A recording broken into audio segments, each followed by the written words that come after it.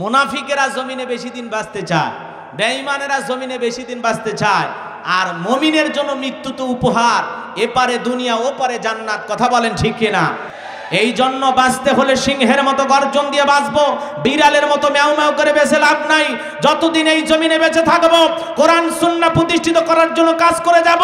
আমরা মুসলমান, কেউ যদি আল্লাহর বিরুদ্ধে কথা বলে, রাসূলের বিরুদ্ধে কথা বলে, কোরআন সুন্নাহর বিরুদ্ধে কথা বলে, সেই কথার প্রতিবাদ করার জন্য যদি রাজপথে আন্দোলন করা লাগে, মাথায় কাপড়ের কাপড় বাঁধা লাগে, আমরা মুসলমান আল্লাহর জমিনে আল্লাহর দ্বীনকে প্রতিষ্ঠিত করার জন্য বুকের তাজা রক্ত দিতেও রাজি। কারা কারা দুই হাত তুলে আল্লাহকে দেখা?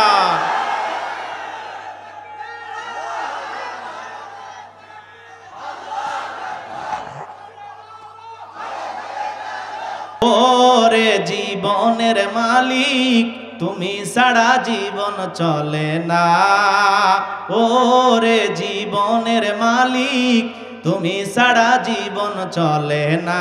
আল্লাহ তুমি ছাড়া জীবন বাঁচে না রে, জীবনের মালিক তুমি ছাড়া জীবন চলে না। মারহাবা বলেন। তাহলে আপনার আমার জীবনের মালিক কে? আপনার আমার সম্পদের মালিক কে? আল্লাহর দেয়া জীবন, আল্লাহর দেয়া সম্পদ আল্লাহর রাস্তায় খরচ করতে রাজি আছেন তো ইনশাআল্লাহ? কুল আউযু বিরাব্বিন নাস, রব শব্দ আছে না নাই? এ বাজান গো আমার, রুহের জগৎ থেকে শুরু করে জীবনের পরতে পরতে সব জায়গায় রব। আপনি আমি যেদিন মারা যাব, মসজিদের মাইকে যেদিন এলান হবে এই গ্রামের অমুক ব্যক্তি বেঁচে নাই, ইন্না লিল্লাহি ওয়া ইন্না ইলাইহি রাজিউন, আপনি আমি মারা যাওয়ার সংবাদ শুনে পাড়া প্রতিবেশী কাঁদবে, আত্মীয় স্বজন কাঁদবে, ছেলে কেঁদে বলবে বাবা নাই, মেয়েটা কেঁদে বলবে বাবা নাই, প্রিয়তম স্ত্রী কেঁদে বলবে স্বামী নাই, কলিজার টুকরা মা বাবা কেঁদে বলবে আমার কলিজার ধন নাই। পাড়া প্রতিবেশী আত্মীয় স্বজন সবাই মিলে কান্নাকাটি করবে। আপনাকে আমাকে জীবনের শেষ বিদায় দেওয়ার জন্য ওই বড়র পাতা গরম পানি কইরা গোসল করাইয়া মশারির ভিতরে উলঙ্গ কইরা আপনাকে আমাকে গোসল করাইয়া, এ বাজান গো আমার, জীবনের শেষ গোসলটা আপনি আমি করব নাকি অন্য মানুষ করাইয়া দেবে? এ মুসলমান আল্লাহর গোলাম, ৩-৪ তলা বাড়ি বানাইছেন, দামি টাইলস লাগাইছেন, জীবনের শেষ গোসল কি ওই বাড়ির ভিতরে হবে? জোরে বলেন হবে? এ বাজান গো আমার, ওই ভারতের রাজস্থানের পাথর দিয়া বাড়ি বানাইছেন, ওই বাড়ির ভিতরে আপনার আমার জীবনের শেষ গোসল হবে না।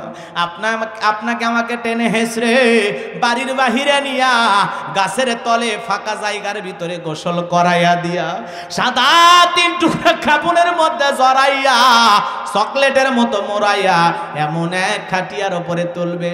মসজিদে কতদিন দেখেছি, কিন্তু ওই খাটিয়ার যাত্রী আপনি আমি সবাই, কথা বলেন ঠিক কি না?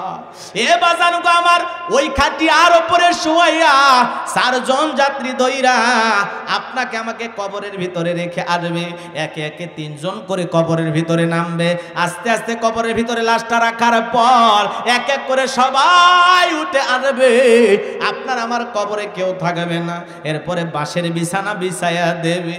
এ বাজান গো আমার, বাঁশের বিছানা বিছায়া দেওয়ার পর ওই কবরটা একটু হালকা অন্ধকার হয়ে যাবে, একটু চিকন চিকন ওই বাঁশের ফাঁস দিয়া দূর আকাশটা একটু হালকা হালকা দেখা যায়।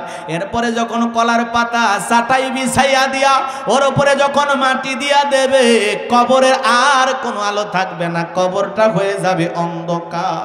আত্মীয় স্বজন যারা আছে কবরের ভিতরে মাটি দিয়া এক একে সবাই যখন কবর রেখে চলে আসবে, বাজান গো আমার, ওই অন্ধকার কবরে আপনাকে আমাকে একা একা থাকতে হবে। নবীজি ডেকে বলেন যে কবরে চলে গেল তার চাইতে অসহায় আর কেউ নাই।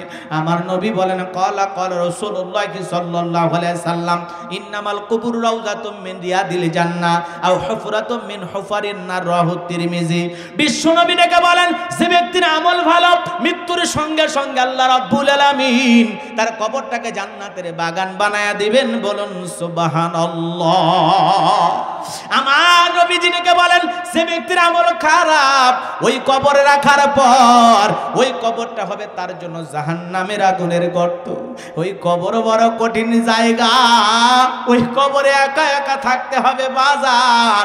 বন্ধু বান্ধব আত্মীয় স্বজন বিছানাপত্র কিছুই থাকবে না, ইন্টারনেট মোবাইল আলো বাতি কোনো কিছু থাকবে না, যেই কবরে জানালা দরজা কোনো কিছু নাই রে বাজান গো আমার। ওই অন্ধকার কবরের পাশ দিয়ে কত সেটা যায় একটা বারো চিন্তা করে না। এই কবরস্থানে যারা শুয়ে আছে ওদের মতো একদিন আমাকেও শায়িত হতে হবে, একবারও চিন্তা করে না। কবরস্থানের পাশ দিয়ে হেঁটে যায় আর মোবাইলের মধ্যে ডিজে গান শোনে। এই কথা কর আছে না? আগে তাও কবরস্থান, আজ থেকে অনেক বছর আগের কথা বলতেছি, নতুন কবর হলে ওই দিক দিয়ে মানুষ সন্ধ্যার পরে যাইতে ভয় করত। আর এখন কবরস্থানের ভিতরে বৈশা জুয়া খেলে, তাস। এই কথা কর না কে, ওটা নাকি নিরাপদ জায়গা, বউ টের হয় না। আছে না? রাগ করেছেন মনে হয়, করেন, কোনো সমস্যা নাই রে বাজান গো আমার। এ বাজান গো আমার, কবর দেখে আর ভয় লাগে? আমার এলাকার একজন মুরব্বী ৭১টা কবর খুঁড়ছে। কয়টা? এ কথা কর না কে, ৭১টা মানুষের কবর খুঁড়ছে, এরপরেও লোকটা সোজা হয়। আমি একটা কবর খনন করতেছে, ওই জায়গায় গেলাম, যা বলতেছে কেবারে সকাল থেকে তোমার বাবার কবর খুঁড়তেছি, এক প্যাকেট সিগারেটও দিলে না। চিন্তা করছেন ওই লোক যদি সারা জীবনে ৭১,০০০ কবর করে, আর হেদায়েত আসবে? কবার আত্মীয় স্বজন মারা গেছে, তার কাছে কি চাচ্ছে? সিগারেট দেবারে। তোর বাপের কবর সকাল থেকে ঘুরতেছে, খাটনি নাই, কি হারামি। চিন্তা করছে।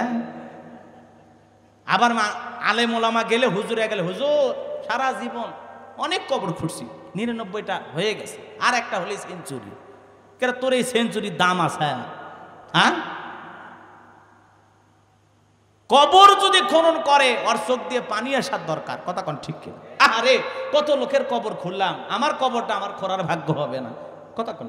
ওর কাঁদবে, কবর খনন করবে, ওর দিল নরম হয়ে যাবে, চোখের পানি দিয়ে কবরের মাটি মেখে যাবে। এই দিল নরম হয় না, ওর দিল আরো কঠিন হয়ে গেছে। ওর ধান্দা একেবারে সোমবারে মরল, জিয়ারত কোন দিন? কথা কর না কে। আর শোনো, অমুক জায়গায় কিন্তু ওদের জিয়ারত হয়েছিল, আমাকে লঙ্গিও দিয়েছে, গামছাও দিয়েছে, ছেলেটা খুবই ভালো। আছে না? বগুড়ার মানুষ একটু কষ্ট পাচ্ছেন আপনারা না? এ মুসলমান আল্লাহর গোলাম, কবর বড় কঠিন জায়গা, সবাইকে যেতে হবে, কেউ থাকবো।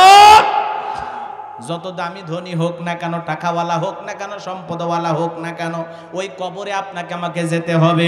ওই কবরে রাখার পর ১ নাম্বার প্রশ্ন করবে, মার রব্বুকা, তোমার রবকে। রব শব্দ আছে না নাই? তাহলে কবরের ১ নাম্বার প্রশ্ন, মার রব্বুকা, তোমার রবকে, তোমার পালনকর্তাকে, সৃষ্টিকর্তাকে। দুনিয়াতে কার গোলামি করছো, কাকে প্রভু হিসাবে মেনেছ, কাকে প্রতিপালক রব সৃষ্টিকর্তা হিসাবে মেনেছ? যারা দুনিয়াতে রবের গোলামি করেছে তারা উত্তর দিতে পারবে রব্বি আল্লাহ। কিন্তু যারা দুনিয়াতে রবের গোলামি করে নাই, আল্লাহ রাব্বুল আলামিনের বিধান মানে নাই, নামাজ রোজা কোনো কিছুই করে নাই, ইসলাম মানে নাই, ইসলাম মোতাবেক জীবনটা সাজাই নাই, বলেন তো আর উত্তর জানার থাকার পরে ও কি উত্তর দিতে পারবে? জোরে বলেন, পারবে? উত্তর জানা আছে, দুনিয়ার সব মানুষ কম বেশি মুখস্থ আছে। হুজুর কি কোন 3টা প্রশ্ন ব্যাপার হলো। জীবনে কত পরীক্ষা দিলাম হুজুর, ভালো ভালো রেজাল্ট করছি। আজকে এক যুবক বলতেছে, হুজুর এই যে পরীক্ষা দিতে যাই, পরীক্ষা দেওয়ার সময় একজন আর একজনকে যদি আমরা খাতা দেখাই, হুজুর সব পাওয়া যাবে না। কি চিন্তা দেখছেন? পরীক্ষার খাতা দেখায় সব নেবে। মহিলারা বের হয়া 2 দল মারামারি লাগছে, খাতা কেন দেখাইলি না, এই কয়া 2 মহিলা সেই রকম মারামারি, একে অপরের সাথে চুল ধরাধরি। দেখেন না আপনারা? দেখেন নাই? দেখছেন? এই জন্য বাজান কো আমার, পরীক্ষার খাতা দেখাইয়া সব পাওয়া যাবে? জোরে বলেন। ওটা নকল করা হলো। পরীক্ষা দিচ্ছেন, এটা আমানত। আপনার খাতা আপনার আরেক ভাইকে দেখাবেন, আপনার খাতা আরেক বোনকে দেখাবেন, ও বের হয়ে আপনাকে পরে চটপটি খাওয়াবে, ফুচকা খাওয়াবে, হাতের ভিতর 500 টাকা দিয়ে দেবে। দোস্ত সেই উপকার করলি, নিজের ভাইয়ের মতো কাজ করলি। কথা কন না? এই জন্য পরীক্ষাটা হলো আমানত। তবে হ্যাঁ, যদি খাতা না দেখাইলে ওইরকম মারামারি হওয়ার সম্ভাবনা থাকে, জীবনের উপরে ঝুঁকি আসার সম্ভাবনা থাকে। যেই ছেলেটারে খাতা না দেখাইলে বাহিরে জামারে সাইজ করতে পারে, জান বাঁচানোর তাগিদে দেখাইতে পারে, কিন্তু সব হবে না। কথা কন ঠিক কেন? ছেলে দেখবেন পরীক্ষার প্রস্তুতি নিতেছে, আর হুজুরের কাছে এসে বলে হুজুর দোয়া করেন। হুজুর বলতেছে বাবা দোয়া করবো। কয় না, খালি দোয়া করলে হবে, একটা তাবিজ দেয়। হুজুর বলতেছে বাবা তাবিজ দিয়ে লাভ নাই, তুমি পরীক্ষার জন্য যত প্রস্তুতি নিবা সুন্দর করে পরীক্ষার জন্য সিলেবাসগুলো পড়ো, প্রশ্ন উত্তরগুলো ভালো করে দেখো, ইনশাল্লাহ ভালোভাবে পাস করতে পারবা। বই খাতাগুলো নিয়ে গবেষণা করো, যাও ভালো করে পড়াশোনা করো, পরীক্ষার জন্য প্রস্তুতি গ্রহণ করো। বলতেছে না হুজুর আপনি তাবিজ একটাই দেন। হুজুর তাবিজ লিখে দিছে। ছেলেটা তাবিজ পায় মনে মনে খুব খুশি। পরীক্ষা শেষ হয়ে গেল, রেজাল্ট বের হয়েছে, ছেলেটা ফেল করছে। পরে তাবিজ না হুজুরের কাছে এসে সেই গরম, হুজুর 501 টাকা দিয়ে তাবিজ নিলাম, আর কি দিলেন? আমি ফেল করলাম মানে? হুজুর বলতেছে তাবিজ কই? কই আয় কাছে নিয়ে আসছে। কই তাবিজ খোল। তাবিজ খুইলে দেখে হুজুর লিখে রাখছে পাস। বোঝেন নাই? পড়াশোনা করলে পাস, আর না পড়লে ফেল। কথা বোঝেন নাই? তো হুজুরের ওই তাবিজ দেখে বলছে হুজুর এটা তো বুঝি নাই। তো এই জন্য বাজান গো আমার দোয়া দিয়ে কাজ হবে না, পরীক্ষার জন্য যথেষ্ট পরিশ্রম করতে হবে, সিলেবাস মোতাবেক আপনাকে পড়াশোনা করতে হবে, অনেক সুন্দর পরীক্ষার জন্য আপনাকে প্রস্তুতি গ্রহণ করতে হবে। আপনার প্রস্তুতিটা যত সুন্দর হবে আপনার রেজাল্টটাও তত ভালো হবে। কথা বলেন ঠিক কিনা? যারা দাখিল এসএসসি পরীক্ষা দিতেছেন আল্লাহ পাক সকল ভাই বোনদেরকে ভালোভাবে উত্তীর্ণ হওয়ার তৌফিক দান করুন। চিল্লা বলেন আমিন, আরো জোরে বলেন আমিন। তাহলে পরীক্ষার খাতা দেখায় সব পাওয়া যায় কিনা? নামাজ রোজার সবের ধান্দা নেই, ও পরীক্ষার খাতা দেখায় সবের আশা করতেছে। মুসলমান আসমানের দিকে একটা হাত তুলে সাক্ষী দিয়ে বলেন তো আমাদের রব কে? জোরে করে ডাক দিয়ে বলেন তো আমাদের রব কে? আর একবার কলিজার সবটুকু আবেগ ভালোবাসা উজাড় করে ডাক দিয়ে বলেন তো আমাদের রব কে? আরো জোরে বলেন আমাদের রব কে? হাতটা নামান বাজান। এই যে আল্লাহ আল্লাহ বলে ডাক দিলাম, বলেন তো আমাদের আল্লাহ খুশি না বেজা? জোরে বলেন বাজান, খুশি না বেজা? এ বাজান গো আমার, এই দুনিয়ার জমিনে অনেক মানুষ আছে অকৃতজ্ঞ অস্বীকারী। মনে করেন দুইজন বন্ধু আছে, নাম আবুল কালাম, আর একজনের নাম হলো আব্দুল সালাম। দুইজনের মধ্যে সেই রকম বন্ধুত্ব, দুইজন গেঞ্জি কিনলে দুইটা, প্যান্ট কিনলে দুইটা, মোবাইল কিনলে দুইটা। কথাকে বোঝেন নাই মনে হয়? খুব আন্তরিকতা, খুব বন্ধুত্ব, গভীর ভালোবাসা দুইজনের মধ্যে। হঠাৎ করে আব্দুল সালাম বিয়ে করলো, আবুল কালামকে দাওয়াত দিল না। বলেন তো আবুল কালাম এইবার খুশি না বেজার? জোরে বলেন খুশি না বেজার? যত জায়গায় যায় মানুষ বলে কি ব্যাপার কালাম ভাই, আব্দুল সালামের বিয়ে তোমার কি দাওয়াত দেয় নাই? বলে ওই নিমক হারামের কথা বলবা না, ও তো একটা বেঈমান। কি বেঈমান? নিজের ভাইয়ের চাইতে বেশি ভালোবাসলাম, গেঞ্জি কিনলে দুইটা কিনছি, মোবাইল কিনলে দুইটা কিনছি, প্যান্ট কিনলে দুইটা কিনছি, ঘড়ি কিনলে দুইটা কিনছি, ওরে এত ভালোবাসা বাড়ছি, যতগুলো ঈদ গেছে প্রত্যেকটা ঈদেই তাকে নতুন জামা কিনে দিয়েছি। আজকে সেই নিমক হারামের বিয়ে হয়, আমারে দাওয়াত দেয় না। বলেন তো এই কথা বলার পিছনে কারণটা কি? কারণ হলো এত ভালোবাসলাম, কিন্তু আজকে তার জীবনের এত বড় একটা অনুষ্ঠান, আমারে দাওয়াত দেয় না। আমাদের অবস্থাটা এরই খেয়াল করেন। আল্লাহ পাক এত নিয়ামত আপনাকে আমাকে দিয়েছেন। আমার আল্লাহ বলেন ইন্নাল ইনসানা লিরাব্বিহি লাকানুদ, মানুষ বড়ই অকৃতজ্ঞ অস্বীকারী।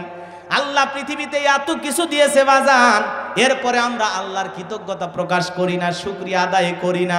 কুকুর চেনেন আপনারা? কুকুর, মিস্টার ডগ চেনেন তো? বাড়িতে বসবাস করে, অনেকের বাড়িতে কুকুর থাকার কারণে অপরিচিত মানুষ দেখলে কুকুর কি সালাম দেয়? কথা কন না কেন? আদর করে। কি করে? অপরিচিত মানুষ দেখলে তোর বাড়ি কই, কেন আসছিস, কি খবর, কার সাথে দেখা করতে চাস? কথা কন না কেন? ওর ভাষায় ও চিল্লান শুরু করে। বাড়ির যারা লোকজন আছে বলে চুপ, তখন বলে আচ্ছা বস ঠিক আছে আপনি নামেন। এইবার যখন যেই আগন্ত পথিক আর এই বাড়িওয়ালা দুইজন যখন গল্প করে এক জায়গায় বৈশা, ঠিক কুকুর তখন চতুর্দিক দিয়ে নেজ নাড়ে, আর মনে করেন ঘরে ঘরে, আর মালিক রে বুঝাইতে চায়, একবার খালি বলেন লোকটারে চেনেন না, কামরায় আর জীবনের 12টা বাজায় দেয়, লেজ নাড়ায়ের চতুর্দিক দিয়ে ঘরে। বাড়ির মালিকজন ও আপনার পরিচিত, আগে বলবেন তো, খামাখাই ডিউটি করলাম। বোঝেন নাই? একটা কুকুর শুকনো হাড় খেয়ে মালিকের বাড়ি পাহারা দেয়। কথা কোন ঠিক কেনা? নাকি কুকুরকে ভুনাগোস্ত খাওয়ায়? কি খাওয়ায়? শুকনো হাড়। যেটা মনে করেন দাঁতের ভিতরে নিয়ে অনেক কষ্ট করেও খাওয়া সম্ভব হচ্ছে না, চাবানো সম্ভব হচ্ছে না, তখন ওই কুকুরকে ডাক দেয়, লালু কই গেলি, ফেলে দেয় আর বলে ফি সাবিলিল্লাহ খা। আসলে কি ফেল করার পরে দেয় নাই? কথা বোঝেন নাই? নিজে যখন ব্যর্থ হয়েছে ওই শুকনো হাড় খেয়ে, রোদ নাই, বৃষ্টি নাই, ঝড় নাই, তুফান নাই, মালিকের বাড়ি পাহারা দেয় কুকুর। কথা বলেন ঠিক কে না? ও মুসলমান, যে আল্লাহ এত সুন্দর জমিনে আপনাকে আমাকে বসবাস করার সুযোগ করে দিল, হায়াত দিলেন, হায়াতের জিন্দেগিতে চলতে গিয়ে স্ত্রী দিলেন, সন্তান দিলেন, টাকা দিলেন, সম্পদ দিলেন, এত কিছু দেওয়ার পরেও আমরা কেন আল্লাহর গোলামি করি না? আমরা কেন আল্লাহকে সিজদা দেই না? আমরা কেন আল্লাহর প্রিয় হতে পারি না? তার মানে বোঝা যায় কুকুরও তার মালিকের শুকরিয়া আদায় করে, আমরা মুসলমান তার চাইতেও বেশি খারাপ হয়ে গেছি। কথা বলেন ঠিক না? এই জন্য কৃতজ্ঞতা প্রকাশ করতে হবে কার? আসমানের মালিক, জমিনের মালিক, আপনার আমার হায়াতের মালিক, রিজেকের মালিক। এখানে বসে আছি, আপনাকে আমাকে নিয়ে আসছেন কে? এই যে কথা বলতে পারতেছি, এই সুন্দর জবানের ব্যবস্থা করে দিয়েছেন কে? এই জন্য আল্লাহ রাব্বুল আলামিন বলেন, ইন্নাল্লাযীনা ক্বালু রাব্বুনাল্লাহ, নিশ্চয়ই যারা বলে আমি তাদের রব। আমাদের রব কে? আরো জোরে বলেন, আমাদের রব কে?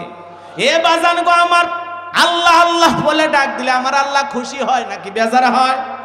আমার আল্লাহ খুশি হয়। ভালো করে বোঝার চেষ্টা করবেন, কথা অনেক বলা যাবে বাজান, সময় তো আমার হাতে নাই। সংক্ষিপ্ত পরিসরে যে কথা বলতে চাই, আসমান জমিনের মালিক আল্লাহ পাক আপনাকে আমাকে সৃষ্টি করার পর রুহের জগতে আল্লাহ পাক আপনাকে আমাকে প্রশ্ন করেছিলেন, আনাস্তু বিরব্বিকুম, আমি কি তোমাদের রব নই? আপনি আমি সবাই সেদিন সবাই মিলে জবাব দিয়েছিলাম, কালু বালা, অবশ্যই আপনি আমাদের রব। এই পৃথিবীর জমিন আসার পর আপনি আমি যখন এই পৃথিবীর জমিনে এসেছি, আল্লাহ রাব্বুল আলামিন সর্বপ্রথম যে ওহী নাজিল করলেন, ইকরা বিসমি রাব্বিকাল্লাযী খলাক, পড়ো তোমার রবের নামে যিনি তোমাদেরকে সৃষ্টি করেছেন। বলেন তো বাজান, এই আয়াতের ভিতরে রব শব্দ আছে না নাই? জোরে বলেন, আছে না নাই? এই জন্য বাজান গো আমার, দুনিয়ার নানান শিক্ষা থাকতে পারে, হাজারো পথ থাকতে পারে, হাজারো শিক্ষা আপনাকে জ্ঞানী বানাইতে পারে, কিন্তু কোরআন সুন্নাহর জ্ঞান যদি আপনার ভিতরে না থাকে, আপনি শিক্ষিত পণ্ডিত নামের মূর্খ। কথা বলেন ঠিক কি না? এই জন্য সন্তানদেরকে যদি আপনি মানুষের মতো মানুষ বানাইতে চান, সর্বপ্রথম কোরআন সুন্নাহর শিক্ষা দেওয়ার দরকার আছে না নাই? আর কোরআন শিক্ষা দেওয়া হয় কোন জায়গায়? আরো জোরে বলেন, কোন জায়গায়? এই জন্য সন্তানদেরকে আমরা মাদ্রাসায় পড়াবো তো ইনশাআল্লাহ? পারবেন তো ইনশাআল্লাহ? একটা সন্তান যদি হাফেজ হয়, আলেম হয়, মুফতি হয়, মুহাদ্দিস হয়, এই এলাকার সবচাইতে বড় খতিব হয়, বলেন তো বাজার, আপনার আমার দিলটা ভরবে কিনা? হাফেজের বাবার সম্মান আছে না নাই? আলেমের বাবার সম্মান আছে না নাই? সন্তান যদি গায়ক হয় বাবা খুশি হয়, সন্তান যদি নায়ক হয় বাবা খুশি হয়, সন্তান যদি শিল্পী হয় বাবা খুশি হয়, সন্তান যদি ক্রিকেটার হয় বাবা খুশি হয়। খুশিতে এলাকায় বোঝেন নাই মিষ্টি বিলাই। কিন্তু ছেলে যদি হাফেজ হয় বাবাও তো খুশি হয় না, কিন্তু বাবাটা যদি মুমিন হয়, বাবার অন্তরে যদি আল্লাহর ভয় থাকে, অবশ্যই ওই বাবাও খুশি হবে। এই জন্য আমাদের সন্তানগুলোকে মাদ্রাসায় দেওয়ার দরকার আছে না নাই? দেবেন তো ইনশাআল্লাহ? আল্লাহ আমাদের সন্তানগুলোকে দ্বীনের দায়ী হিসেবে কবুল করুন। ছিলে বলেন আমিন। আরো জোরে বলেন আমিন। শিক্ষার কোনো বিকল্প নাই। শিক্ষা জাতির, সুশিক্ষা জাতির মেরুদণ্ড। কথা বলেন ঠিক না? আমরা অনেকেই বলি যে হুজুর শিক্ষাই জাতির মেরুদণ্ড। না, অনেক শিক্ষিত মানুষ আছে ফেন্সিডিল খা। কথা বলেন না কেন? অনেক শিক্ষিত ছেলেপেলে আছে যারা পেশাব করে পানিও নেয় না। আছে না এরকম আল্লাহর বান্দা? হ্যাঁ, কুকুরও যেমন পেশাব করে পানি নেয় না, ওর অবস্থাও তাই। কথা কন ঠিক কিনা? রাগ করতেছেন আপনারা? না করেন, সমস্যা কি? আমাদের যা হওয়ার হয়ে গেছে, যেটা এটা বলতেছে এটা বোনাসটাই। রাগ করেন না বাজান গো আমার, গভীর মনোযোগ দিয়ে কথাগুলো শুনবেন।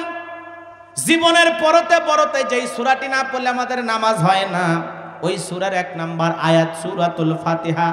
আলহামদুলিল্লাহি রাব্বিল আলামিন। যাবতীয় প্রশংসা, সমস্ত প্রশংসার একমাত্র মালিককে। সৃষ্টিগুলোর রব যিনি, প্রতিপালক যিনি, সমস্ত প্রশংসা তার জন্য। কথা বলেন ঠিক কিনা? বলেন তো আয়াতের ভিতরে রব শব্দ আছে না নাই?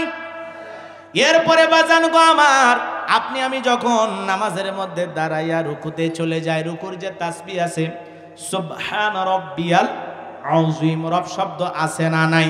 জোরে বলেন আছে না নাই? রুকু হতে যখন আপনি আমি দাঁড়াই কি বলি? রব্বানা লাকাল হামদ, রব শব্দ আছে না নাই? এরপরে আপনি আমি যখন সেজদায় মাথা নত করি সেই সময় যে তাসবিহ পড়ি সুবহানা রাব্বিয়াল আ'লা, সুবহানা সুবহানা রাব্বিয়াল আ'লা, রাব্বিয়াল আ'লা, রব শব্দ আছে না নাই? এত সুন্দর করে পড়ার সময় আছে খালি শোনা শোনা শোনা শোনা এমন ভাবে পড়তেছে, সয়াবিনের তেল কয় না সুবহানাল্লাহ কয়, বোঝার কোনো উপায় নাই। কথা কোন ঠিক কেন? খালি ফিসফিস করে আছে না এরকম? হ্যাঁ, নাকি সুন্দর করে বলা লাগবে সুবহানা রাব্বিয়াল আ'লা, আ'লা উচ্চারণ বলে সুন্দর করার দরকার আছে না নাই? এ বাজান গো আমার, নামাজ যখন শেষ হয়ে যায়, মুনাজাত যখন আপনি আমি করি, আল্লাহর কাছে যখন দুহাত পেতে দোয়া করি কি বলি? রব্বানা আতিনা ফিদ দুনিয়া হাসানাতাও ওয়া ফিল আখিরাতি হাসানাতাও ওয়া কিনা আযাবান নার। সূরা বাকারার 201 নম্বর আয়াত। আল্লাহ রাব্বুল আলামিনের কাছে মুনাজাতে বলি, হে আমাদের রব, হে আমাদের প্রতিপালক, আমাদেরকে দুনিয়ার কল্যাণ দান করো, আখিরাতের কল্যাণ দান করো, আর ওই কঠিন জাহান্নামের আগুন থেকে মুক্তি দাও। বলেন তো বাজান গো আমার, দুনিয়া আখিরাতের কল্যাণ দেওয়ার একমাত্র মালিক কে? আরো জোরে বলেন কে? জাহান্নামের আগুন থেকে মুক্তি দেওয়ার মালিক কে? আর আমরা মনে করি যাবতীয় কল্যাণ দেয় বাবা। হ্যাঁ, এরকম ধান্দা আছে না?